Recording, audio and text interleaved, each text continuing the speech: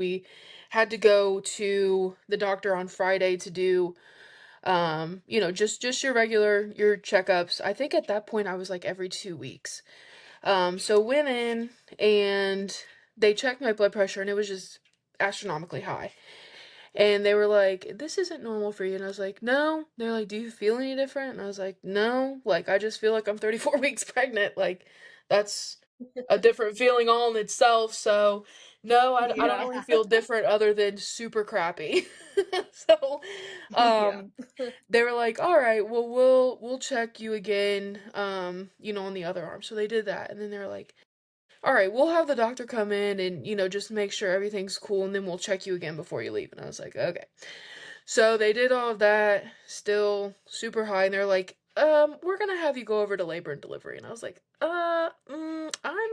at this time I was only 33 weeks, so I was like, are you sure? Like, so here I Yeah. am walking, halfway across the hospital. I did all of my prenatal care at Johns Hopkins in Baltimore. So this hospital, huge. Here I am walking across, huffing and puffing, just feeling absolutely miserable. Get over to They labor and made you delivery walk triage. and give you a wheelchair and wheel you Somebody over should No, have there? wheeled you across the Girl. hospital. so I mean, my blood pressure was like 198 over like 105. So I think in their brains they were probably like, we're gonna blame this on the machine and please, I hope it's not right, but get out of our office before something crazy happens Yeah. in here. Oh Um my god. yeah. So here we are trekking across Johns Hopkins, get to labor and delivery, and their machines no different.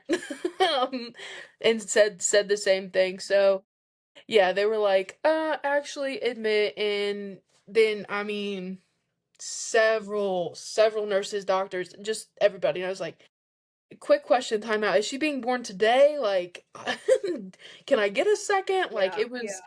it was very overwhelming. So fast forward, diagnosed with severe preeclampsia.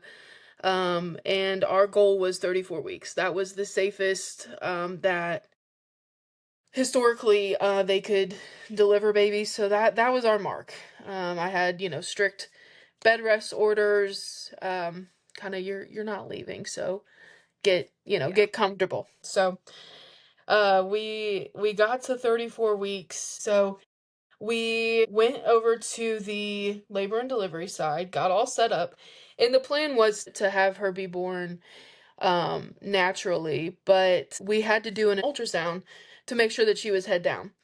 So the first person that did it, yeah, she's head down. And then they're like, well, we just had an emergency C-section, so we'll be back to start your induction.